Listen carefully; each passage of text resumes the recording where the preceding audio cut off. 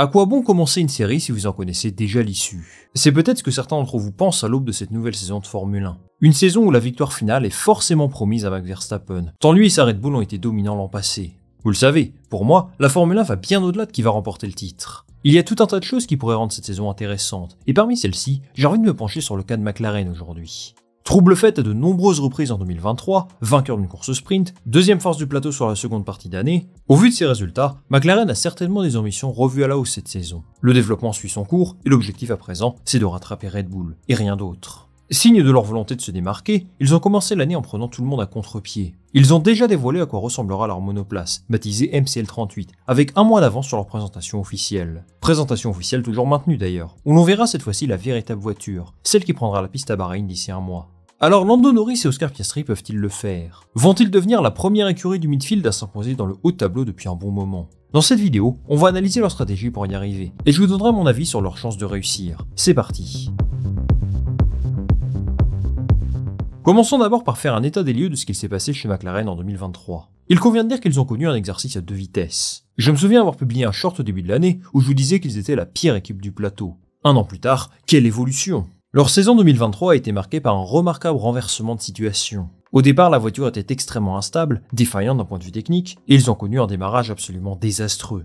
Ça ne s'est pas vraiment arrangé par la suite puisqu'ils ont récolté seulement 17 points sur les 8 premiers Grands Prix, plus d'un tiers de la saison. Cependant, il faut prendre en considération l'instabilité structurelle de McLaren à ce moment-là. Andreas Seidl, le grand patron, est parti chez Sauber, et son lieutenant James Key, directeur technique à l'époque, n'a pas tardé à le rejoindre. C'est Andrea Stella qui a hérité du développement de la voiture à partir de ce moment-là. Et ce qu'on peut dire pour l'instant, c'est qu'il fait du très bon boulot. Avec l'arrivée d'un nouveau package aérodynamique à partir du Grand Prix d'Autriche, McLaren a commencé à montrer des signes d'amélioration.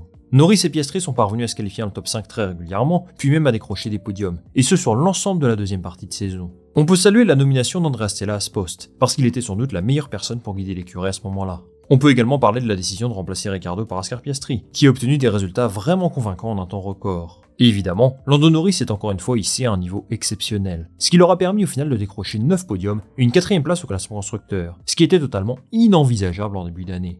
McLaren a donc des bases très positives pour entamer cette nouvelle saison du bon pied. Alors, quels sont aujourd'hui leurs axes de progression? Il y a un mot en particulier qui doit guider leur saison, qui doit être dans la tête de chaque employé de l'écurie, du mécanicien à l'usine jusqu'au pilote, le mot constance. Il faut absolument que McLaren soit capable de maintenir le niveau qu'on a vu à Silverstone, au Japon ou au Qatar sur une saison entière. Moi les amis, je suis frustré. McLaren a été tellement fort sur cette deuxième partie d'année, pourquoi n'ont-ils pas pu le faire sur la saison complète? Ça aurait pu nous donner un vrai beau duel avec Red Bull. Même s'ils ont été meilleurs que Ferrari et Mercedes pendant 6 mois, je n'oublie pas ces 3 mois absolument minables qui au final les empêchent de viser le podium au constructeur. Au vu de leurs ambitions, McLaren ne peut pas commencer une saison de cette façon, ce n'est pas possible. Et visiblement, Andrea Stella pense que leur voiture sera au niveau dès le départ. Il a plusieurs raisons de croire ça. Premièrement, l'organisation est beaucoup plus stable. Le travail de restructuration est terminé. Il a par exemple été rejoint par David Sanchez, qui évoluait chez Ferrari auparavant comme directeur technique, et la MCL38 est finalement le premier projet qu'ils développeront intégralement ensemble. Globalement, on a là un environnement sensiblement plus sain que l'an passé. Ils n'ont pas perdu de 4 pendant l'hiver, et surtout, ils ne vont pas avoir besoin de changer totalement leur concept de monoplace, comme ils l'ont fait l'an dernier. À moins qu'ils ne se trompent totalement, mais ce serait quand même étonnant au vu de leur performance, et bien évidemment très décevant. Deuxième chose, McLaren a en partie réglé ses problèmes structurels. Je vous en ai déjà parlé à plusieurs reprises. Le symbole de ce renouveau, c'est sans aucun doute leur nouvelle soufflerie. Jusqu'à très récemment, McLaren utilisait la soufflerie de Toyota, basée en Allemagne. En fin d'année, Zak Brown a dévoilé une nouvelle structure flambant neuve, basée juste à côté de leur usine. Et ça les amis, c'est quelque chose à ne pas sous-estimer, parce que ça pourrait potentiellement les aider à rivaliser avec des équipes de pointe comme Red Bull. La soufflerie représente un grand pas en avant en termes de technologie. Ça va leur permettre d'avoir des données plus précises, un outil qui sert exclusivement à développer une Formule 1, ce qui va impérativement améliorer leur compréhension des éléments aérodynamiques et leur interprétation des données, puisqu'ils disposent aujourd'hui de ce qui se fait de mieux dans le milieu.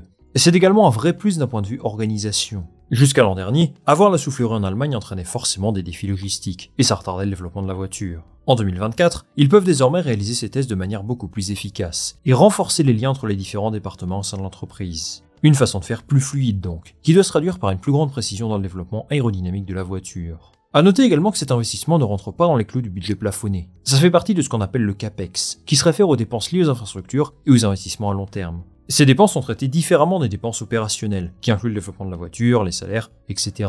Réduire les coûts logistiques et avoir sa propre soufflerie peut donc permettre à McLaren d'allouer davantage de ses ressources à l'innovation, ce qui est une étape fondamentale pour rattraper ses concurrents de devant. Structurellement parlant, McLaren va donc entrer dans une nouvelle ère. Et visiblement, ils vont également pouvoir compter sur un poids lourd de la Formule 1 pour gonfler leur budget, et potentiellement viser le titre ces prochaines saisons. Ça va peut-être vous surprendre, mais je parle là de l'état de Bahreïn. Alors vous allez me dire, que vient faire Bahreïn chez McLaren? Eh bien même si la communication autour de ça n'est pas très importante, les deux entités ont depuis longtemps des liens assez étroits. Cela fait depuis la fin des années 2000 qu'ils ont une place dans les décisions de l'équipe, et leur participation pourrait encore augmenter. Selon des informations de Sky Sports, le fonds souverain de Bahreïn est sur le point de prendre le contrôle total de McLaren Racing, le groupe qui possède officiellement l'écurie de F1. Si je ne me trompe pas, cela ferait de McLaren la seule écurie possédée intégralement par un État, et c'est loin d'être anodin. Alors attention, Sky Sports est une source fiable, mais rien n'a encore été confirmé par McLaren, alors que l'information est sortie il y a un mois. Par contre, ce qu'on peut dire, c'est que ça va dans le sens des informations dévoilées il y a quelques mois. Sky, encore une fois, annonçait que Bahreïn avait racheté les parts d'actionnaires minoritaires de McLaren, dont le PIF, le fonds souverain d'Arabie Saoudite. Si McLaren devient bel et bien une écurie État, eh bien ça peut les propulser dans une autre dimension. Déjà que leur situation économique est assez confortable, l'apport d'un fonds souverain est d'une valeur inestimable. Aujourd'hui, ce qu'il faut comprendre, c'est que McLaren n'est plus une écurie en reconstruction. Les pilotes sont bien installés, la structure organisationnelle est très claire, et ça s'en est ressenti en piste en deuxième partie de saison dernière. En conséquence, notre niveau d'attente pour eux doit évoluer. En 2024, ça ne peut pas être l'écurie surprise qui remonte de la 10e place au championnat à la 2e. Non. McLaren doit jouer la 3e ou 2e place au constructeur cette saison, à minima. Mais en sont-ils vraiment capables? Pour arriver à ce niveau, j'ai personnellement quelques interrogations qu'il va falloir résoudre. Premièrement, sont-ils capables d'avoir le même rythme de développement que les top teams? Andrea Stella nous assure que tout se passe pour le mieux, qu'ils sont dans les temps, et que ce qu'ils font est très cohérent par rapport à la saison dernière. Mais disposent-ils les mêmes moyens techniques que Red Bull, Ferrari ou Mercedes? Aujourd'hui, je pense que non. Ça fait 3 ans que ces écuries dominent assez largement le top 3, et ce n'est pas lié au hasard. Ils ont une avance technologique assez importante. Il faut du temps pour que les écuries du milieu de tableau puissent se rapprocher de leur niveau. Grâce au budget plafonné, cet écart s'est considérablement réduit. Une écurie qui passe du fond de grille à la 2e place en l'espace de 3 ou 4 mois, ça faisait longtemps que je n'avais pas vu ça. Ça s'est confirmé dans d'autres écuries aussi. Aston Martin par exemple a donné du fil à retordre aux meilleures équipes en début d'année. Cette saison, McLaren doit prouver que leurs investissements peuvent les hisser à ce niveau, sur une année complète. Ça ne sera pas facile, mais avec Aston Martin, c'est sans doute l'écurie la mieux armée pour le faire. Autre interrogation, le niveau des pilotes. Alors je vous dis la même chose depuis l'an dernier. Je pense que Norris Piastri est l'un des meilleurs duos de la grille, mais il y a quand même quelques doutes sur ce qu'ils sont capables d'accomplir. Lando Norris a porté McLaren l'an passé, comme il a su le faire depuis quelques années. Mais s'il souhaite se rapprocher de Max Verstappen, il doit encore gommer certains défauts. Je pense surtout à quelques performances en qualification, qui l'ont parfois placé dans une position difficile. En ce qui concerne Oscar Piastri, il a réalisé un bon exercice 2023, mais il a globalement été en dessous de Norris, comme en atteste l'écart de points entre les deux qui est tout de même assez conséquent. Il a certainement le talent pour aller le battre plus régulièrement. La dernière interrogation pour moi est peut-être la plus osée. Sont-ils capables de battre Red Bull, ou à minima, de leur voler quelques victoires de temps à autre? En toute honnêteté, je pense que non. Verstappen était tellement au-dessus en 2023 que je ne vois personne d'autre que lui gagner le titre. À moins que Red Bull ne se plante complètement dans leur développement, mais vous avouerez que c'est quand même peu probable. 2023 a été une année sans souci pour eux, où ils ont à peine eu besoin de développer leur voiture tant qu'ils étaient en avance par rapport aux autres. Ils sont donc ultra favoris pour remporter le titre à nouveau, et voir McLaren à leur niveau serait très surprenant. Malgré tout, McLaren aborde cette nouvelle saison avec cette ambition. L'ambition de se hisser dans la lutte pour les victoires chaque week-end. À mon sens, ils en sont aujourd'hui assez proches, mais leur performance dépendra également de ce que sont capables de faire Ferrari, Mercedes, etc.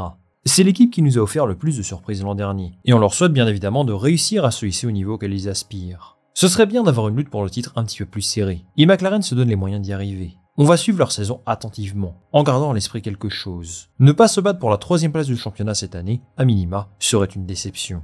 C'est terminé pour cette vidéo les amis, merci beaucoup de l'avoir regardé. Donnez-moi votre avis sur McLaren en commentaire, si vous les croyez capables de se hisser dans le haut de tableau sur l'ensemble de la saison, moi je lirai tous vos commentaires avec attention, comme d'habitude. Si cette vidéo vous a plu, je vous invite à la liker, à la partager autour de vous, et bien sûr à vous abonner pour me donner un max de visibilité. On va se retrouver très rapidement pour une nouvelle vidéo. Salut, à la prochaine!